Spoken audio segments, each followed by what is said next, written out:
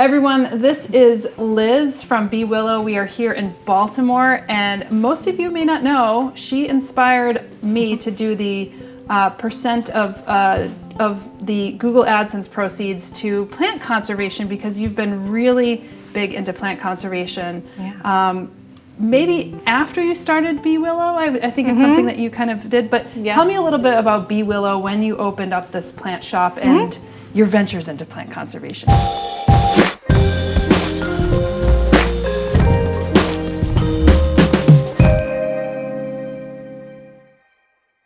So we opened almost exactly 7 years ago, so March 2017. I mean, it has just been such an amazing journey. The plant industry has changed so much in those years, as you know. So navigating all of that in COVID has just been like no shortage of challenges, but excitement, and it's, Were you able to stay open during COVID-19? We did close, so we completely pivoted to an online shop.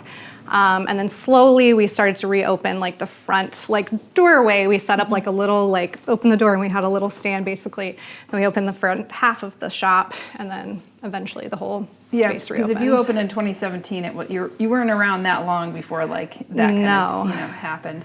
But you said you lived nearby, and this was zoned residential before, and you were the first in the area to open up a commercial shop, really? Yeah. After a while? In terms of a boutique kind of small business, yes. That's such a throwing your hat into the wind and hoping for, because you don't know how that's going, how the world is going to change, or how people are going to relate to that, or if there's any other boutiques that open up, and a plant shop nonetheless, you know what I mean? It's not like a liquor store, yes. Yeah. It's I mean, I was just running on pure just passion, and I just turned 30 right before we opened, and I was just I'm going for it. I mean, so much of my business's growth felt just staying true to my passions, and that just allowed door after door to keep opening. And I think, lucky for me, Baltimore was a little bit behind in terms of having small boutique plant shops. We didn't really have anything like that. Right. So I didn't have business experience, but my common sense was just telling me, I think this could work. And I think I was operating for about 3 years prior to having the shop. So I had been doing a lot of pop-ups and workshops. So I had just gotten a lot of really good support, write-ups from Baltimore Magazine, and it just felt like it could be a viable thing. Yeah. And if you it worked. If you lived in the area too, you would have your finger on the pulse, I guess, so to speak, on how the area around you was changing. Definitely. And I know I lived in a part of Brooklyn which was not popular, but there were a few restaurants that were popping up. People were moving in. And a plant shop soon moved in, actually shortly thereafter. And you start to get a sense that the vibe is changing. Yeah. Definitely. And the vibe clearly has changed around here, because I've never been to this area, and it surely seems like a nice commercial and residential hotspot. Yeah, it's turned into a really nice mix. We have a vintage shop, a book shop, and Well, take me around, and then I want to talk to you about the focus on your conservation and plants. Sure. But take me around the shop a little bit. It seems like you have plants and books and all kind of accoutrements and stuff for folks. For sure. So we have a south-facing window here and west-facing on this side. So the way we've laid the shop out is to kind of make it helpful for shoppers. If a plant is in the south-facing window, it wants that long duration of direct sun. So we have kind of all of our bright light tropicals kind of on this half of the shop, and our desert plants in the window. And we do try to group everything by genus to make it easier for people to find what they're looking for. Great. So all of our philodendrons, monstera, kind of in this area. This is kind of a little bit of a mix, but... They almost you could have some terrarium plants. Some of these would be great in terrariums or smaller. Yep. We're obviously a small shop, so being able to really jam it full of small little plants, especially suitable for terrariums, is a big part of our focus, is the interactive side of plants, and making it, not just come in and take it off the shelf, take it home, and figure out what to do, but we'll help people plant right over at our planting table. You have a little workshop area too, and then flowers. Local flowers, yep. So they're these are all local. That's really nice. Yeah, so we work with a few different local farmers. Butterbee Farm, they're about 36 miles away, as you can see on our little signs. Oh, that's great. Hill and Homestead, we also work with her. She's about 2 miles away from us. So local flowers for us, we just love it because it just brings such a nice change of the seasons, like right into the store. And then everybody always has like, you know, Mother's Day or an event or a wedding or something that people always want, like some fresh cut flowers for, or even just for your table. What I always love about going into shops like this, and it's not always the case, but when you have some of the local flowers, or if you have local ceramics or pottery, and then you have that local flair for that plant shop. Yes. And it's not like the same cookie cutter from place to place. Yeah, no, definitely. I mean, we really try to not just have all of the same types of goods you might find at like every, all different types of nurseries. And we try to like do a lot of shop made merchandise. So any flowers we don't sell, we press or we dry and we make into merchandise. So we're very thrifty, and I think that has come from the origins of Willow, which is just starting it from nothing basically and making use of everything that we have. But yeah, so back to our little tour. So this is kind of our ficus, bright light tropical section, bigger monsteras, low light, bright light thriving plants in this area. So it really does help us kind of show people around to be like, okay, so you have not a lot of light, this whole section could be suitable for you. This is for you. Yes. And then this is a great little space. So you still have, even though you said it's small, it's actually quite large. I'm used to like little Brooklyn shops. Okay. This is good. And then you have a nice little table here for setup, and you share with like all the different substrates that you could have. Yeah. Perfect. So we do a lot of like one-on-one terrarium building with customers. We encourage people to bring in their own containers, vessels, if they have something at home. Mostly we thrift for our terrarium containers. We're just kind of starting to source some like nicer handmade larger containers, which we're really excited about. But yeah, we try to really just inspire people, that like plants can be accessible and it like doesn't have to cost like an arm and a leg. I think it's changed since you've started like 7 years ago. How has this changed? How do you feel like customers have come in? Do you think that they're more educated, or do you always just get the customer where it's like, just help me? Like, how has that changed over the last 7 years? It has definitely changed. I think we still very much see like novices, people who don't have any plants, and I think that is really a testament to like how we put ourselves out there. We really want people to feel welcome, and that plants are not, something that they can't bring into their home and feel confident about. But definitely the baseline level of knowledge has grown significantly, especially with COVID, where we do have people coming in like using, very scientific terminologies, or like just really, knowing what they're talking about and having much more experience and looking for, specific, harder to find plants. And it's definitely changed a lot. And I think, we're kind of in a period now where we are really focusing more on services as well. So helping people care for their plants in their homes and their businesses, because we've seen a lot more demand for that, where it's like, maybe they were working remotely and got a ton of plants, and now they're back in the office and are seeing them not thriving. Yeah, so you need somebody to actually go in the house, take care of the plants. I'm imagining you also probably get some commercial places ask for plant design. Have you ventured into that at all? Okay. We have, and we're definitely looking to see that as like kind of our next big thing that we do. It's almost like a second business. It is a second business. 100%. You know what I mean?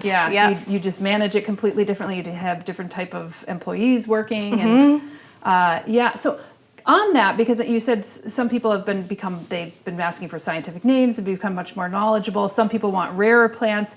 I know something that we've discussed pretty heavily together, and then also that I featured on the channel, is that pursuit of rare plants, and sometimes that led to plant smuggling and plant theft, not knowing where plants come from. And I know that is something that you have really taken to heart and started to source plants that who grows them and where they're coming from. Yes. Can you talk a little bit about that? Yeah, no, definitely. I think we're just starting to kind of embark on sourcing more of those harder to find plants, because we have found a grower that we really like trust and want to buy directly from, Arid Greenhouses. So we're soon going to be changing our counter into a terrarium counter, and that's where we will have them displayed. So there's not just, a random expensive plant on the shelf next to something like $50 cheaper.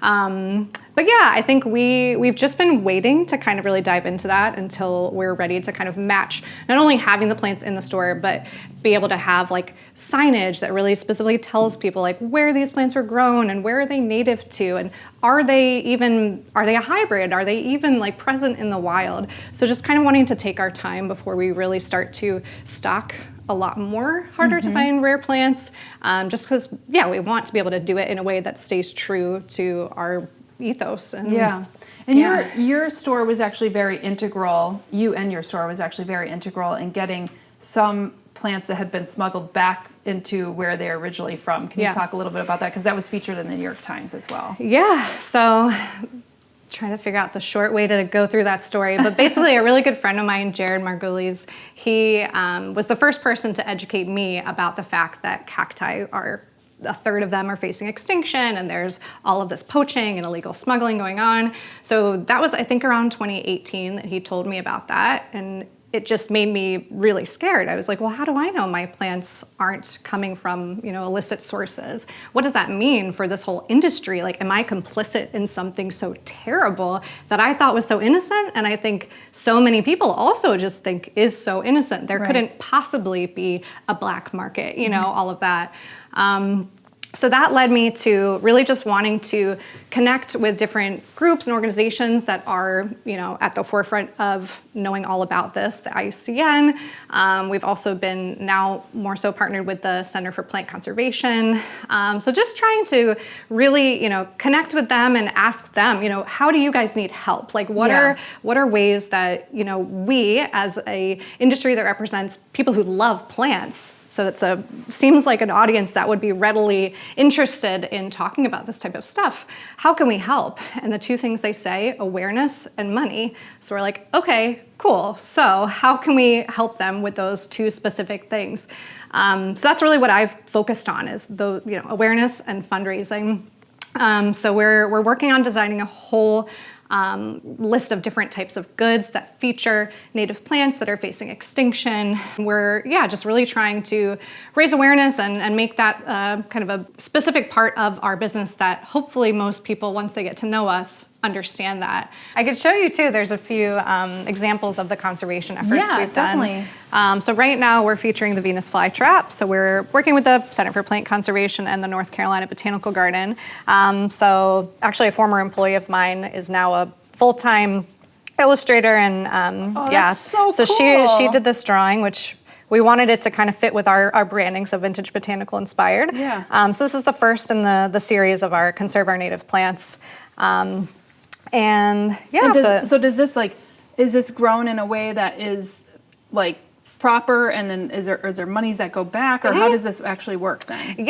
So these are all cultivated Venus flytraps, and we've been trying to just keep them in stock as long as we can so that we can educate people on their facing extinction. Oh, I see. And you could scan to donate here as well. So we try to just incorporate some signage around the shop, and we put together these postcards which have the QR code as well, and just try to get people educated.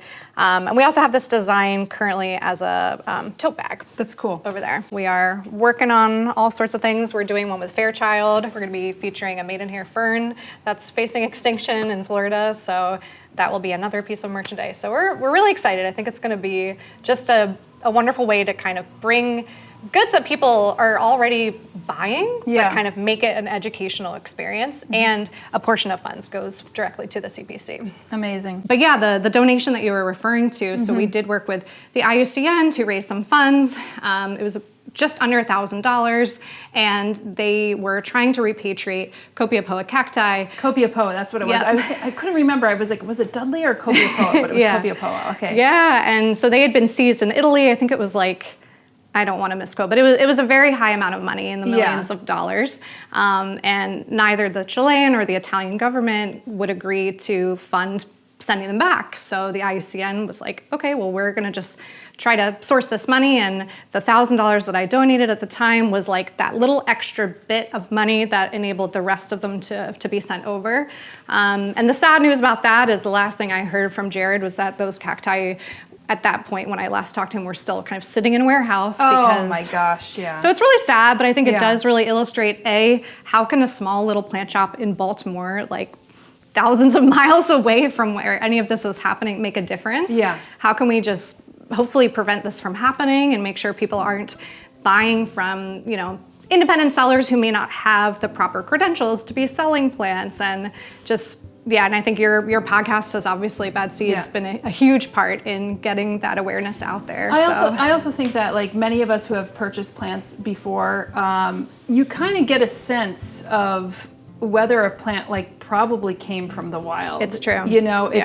It's not like fully grown out in the way that you would see, some of those plants in a pot. Yes. It might actually be a little like limp. Its roots are probably had been, cut out of the ground, and it's rolled into like a paper towel or something. You know what I mean? There's signs that and if you're not like even buying from like a legitimate nursery, that's not always like the only thing you could look for, but it's one of those things that I think can really help.